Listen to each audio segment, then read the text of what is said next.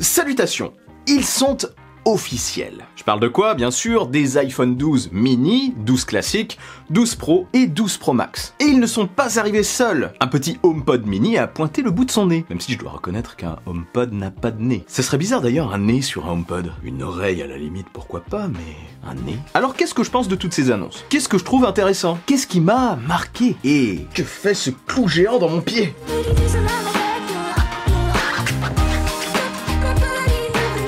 Apple a commencé par parler du HomePod, une version réduite, le HomePod Mini. Décidément, c'était la conférence du Mini. Un petit produit au design sympathique, plutôt discret d'ailleurs je trouve. Il reprend globalement le concept du gros HomePod, mais pour moins cher, 99 $, et cette fois-ci, en conversion euro, 99 €. Tiens donc, on arrive à faire de la conversion dollar-euro comme ça, très facilement. Mais par contre, pour l'iPhone, on verra ça après, continuons. Donc enceinte connectée avec assistant intelligent, Siri, le HomePod permet de contrôler notre maison connectée. On a un son uniforme à 360 degrés, blablabla, etc. Les specs, c'est pas du tout mon truc, vous commencez à me connaître. En gros, un son qu'Apple promet comme étant excellent. On testera ça bien sûr pour voir, parce que je compte en fait en acheter 258. Oui. Ah oui, ils peuvent créer des paires stéréo, donc pourquoi pas 258. Du coup, vous pouvez en mettre un petit peu partout, ils se connectent entre eux. Même dans vos toilettes, si vous voulez. C'est génial dans les toilettes. C'est aussi une extension de nos appareils Apple. On peut répondre à des appels sur l'iPhone, diffuser de la musique depuis le Mac, etc.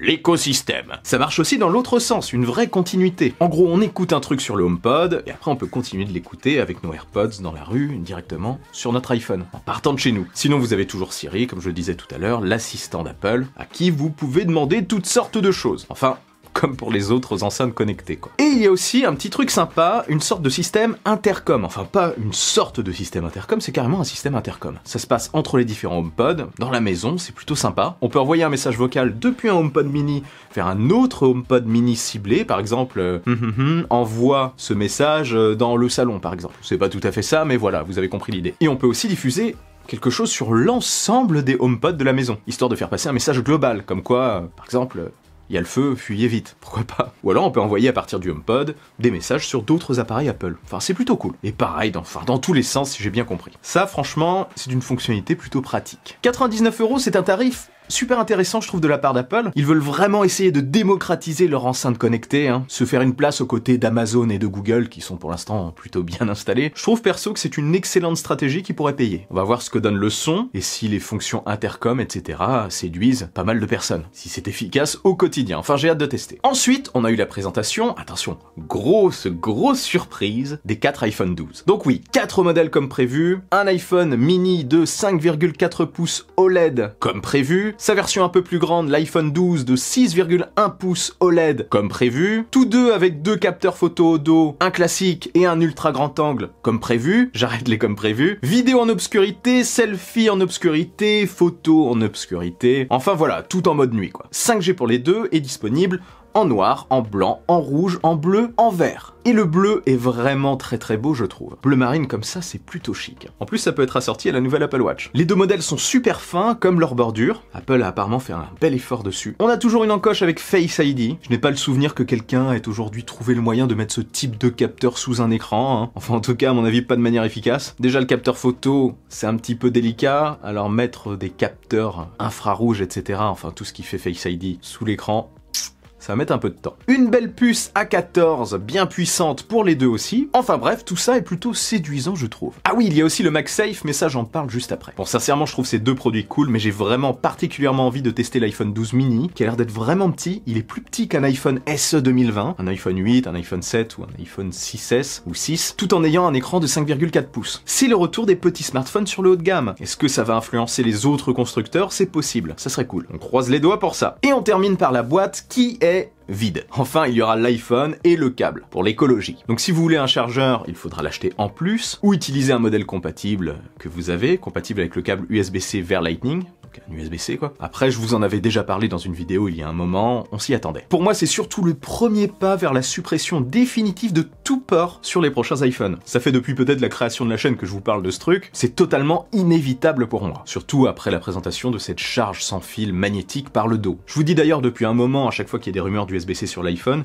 que je n'y crois pas du tout et que pour moi, le dernier port qu'il y aura sur l'iPhone, c'est le port Lightning, avant la suppression définitive de tous les ports. Je le pense toujours aujourd'hui et d'ailleurs encore plus aujourd'hui. Au fait, chez nous, petit détail quand même important, on aura quand même les écouteurs, pas dans la boîte, à part apparemment, c'est obligatoire ici, probablement dans un petit emballage en carton, hein, balancé peut-être à l'arrache dans le carton du colis et au visage du client en magasin. Tiens, prends-toi ça dans la tronche, salopard d'anti-écolo. Si ça se trouve, on aura le choix entre le prendre ou le laisser lors de l'achat du produit en magasin, et aussi peut-être sur le site en cochant quelque chose, on va voir. Et passons maintenant au gros morceau, les iPhone 12 Pro et 12 Pro Max. Des modèles avec une finition que je trouve personnellement sublime, après à voir en vrai. On a de l'argent, du graphite, de l'or et une nouvelle couleur bleue. Tout ça, franchement, fait super premium. On ne s'y trompe clairement pas. J'ai vraiment hâte, comme je le disais, de les avoir en main, parce que oui, je vais tester les 4 de toute façon sur la chaîne. Alors si vous voulez voir ça, et si ce n'est pas encore fait, vous pouvez toujours vous abonner à la chaîne. C'est facile, il y a un bouton juste en dessous là. N'hésitez pas un instant. Pas un instant. En gros, le 12 Pro, je trouve que c'est vraiment un 12 amélioré. Même taille d'écran de 6,1 pouces, OLED, mais avec une finition premium, l'écran est aussi de meilleure qualité, avec la puissance du processeur A14 et 3 capteurs au dos cette fois-ci pour la photo et la vidéo, ainsi qu'un scanner LiDAR. Scanner LiDAR pour la réalité augmentée et pour offrir un autofocus nocturne apparemment de qualité, entre autres choses. Au passage, quid, oui, quid des présentations de la réalité augmentée. Presque rien, un petit bout quoi. Ils font quoi? Ils déploient la technologie pour récolter des données, probablement, et améliorer le truc, le rendre plus efficace, mais il ne faudrait pas trop traîner quand même, hein. Il ne faudrait pas se faire doubler sur un produit comme les lunettes. D'un côté, j'ai tendance à comprendre. S'ils misent vraiment dessus, il ne faut pas laisser trop d'indices sur la direction qu'ils comptent prendre avec cette technologie. Mais bon, comme je suis un partisan de cette technologie, je suis dans une sorte d'attente perpétuelle. C'est long, c'est très long, c'est trop long. Bref, continuons. Je ne vais pas rentrer dans le détail, mais côté photo, l'iPhone 12 Pro envoie du lourd. Et côté vidéo aussi. Enfin, en tout cas, si on suit Apple. Je vais tester ça. Meilleur grand angle, meilleur ultra grand angle, meilleur téléobjectif, meilleure stabilisation, meilleur en tout, quoi. Il fait surtout des progrès côté photo de nuit, avec l'arrivée notamment des portraits de nuit. Après, il faudra vraiment tester tout ça pour se faire un avis définitif. Et je le ferai, ça va être intéressant. Continuons, je garde le meilleur pour la fin. Car oui, cette année, il y a un meilleur. Les autres années,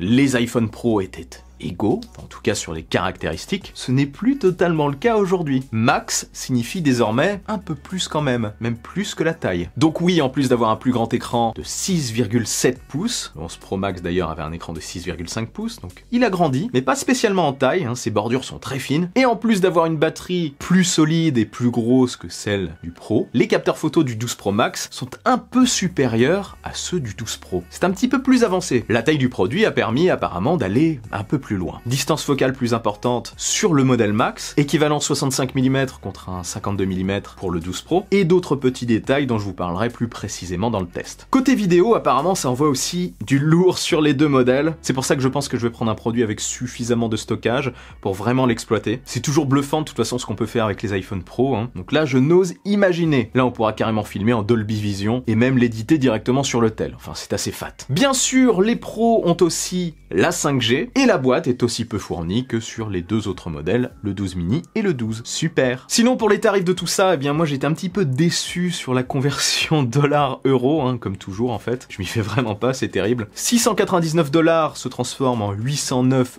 € pour l'iPhone 12 mini chez nous, en 64 Go de stockage. Le 12 quant à lui est commercialisé à partir de 909 € en 64 Go de stockage aussi, et l'iPhone 12 Pro à partir de 1159 € en 128 Go de stockage. Bonne surprise quand même pour ce dernier, même si on perd le chargeur dans la boîte, on a un produit plutôt évolué avec plus de stockage, la 5G qui fait souvent grimper le prix, hein, chez les concurrents, mais ici ce n'est pas le cas. Le tarif n'a pas bougé. Pareil d'ailleurs pour l'iPhone 12 Pro Max qui pour le coup est vraiment intéressant parce qu'il propose des choses un petit peu supérieures côté photo et vidéo. Il a un plus grand écran que le 11 Pro Max, il est vendu à partir de 128 Go de stockage et en 5G, et son prix n'a pas non plus bougé, 1259 €. Pour moi, elle est là, la vraie bonne surprise. Bon, je suis très impatient de tous les tester sur la chaîne, mais je dois vous avouer que j'ai quand même un intérêt plus important pour l'iPhone 12 mini, pour son côté ultra compact, et pour l'iPhone 12 Pro Max, pour son côté, max quoi. Manque de chance, ce sont les deux modèles qui seront commercialisés en novembre. Donc il va falloir que je prenne mon mal en patience. Parce que oui, le 12 et le 12 Pro arriveront en premier, ouverture des précommandes le 16 octobre prochain, et disponibilité à partir du 23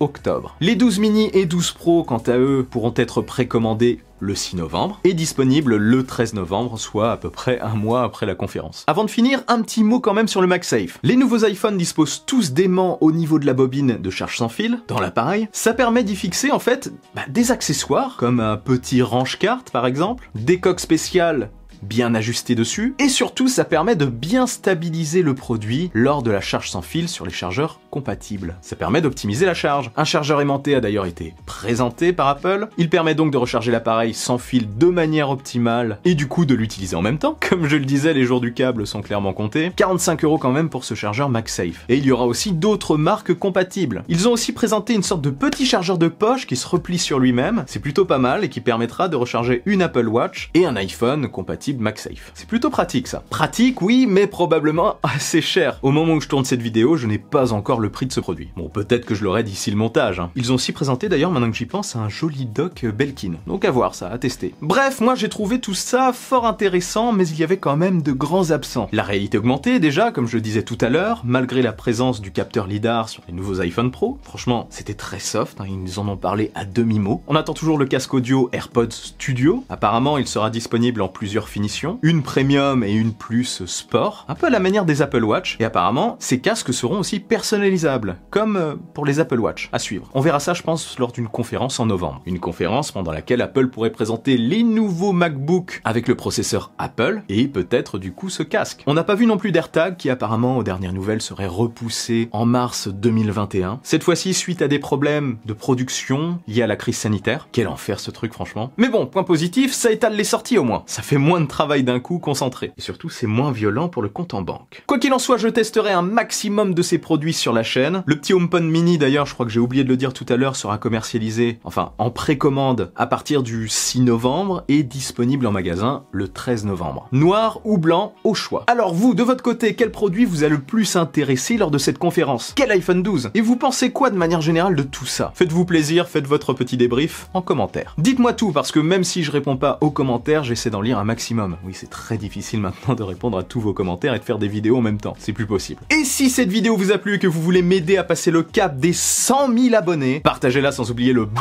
pouce à l'air qui claque. Abonnez-vous à ma chaîne et suivez-moi sur les réseaux sociaux. Sur ce, on se retrouve très vite pour une nouvelle vidéo. Prenez soin de vous et de votre entourage. Vive la technologie, vive le futur. Allez, salut!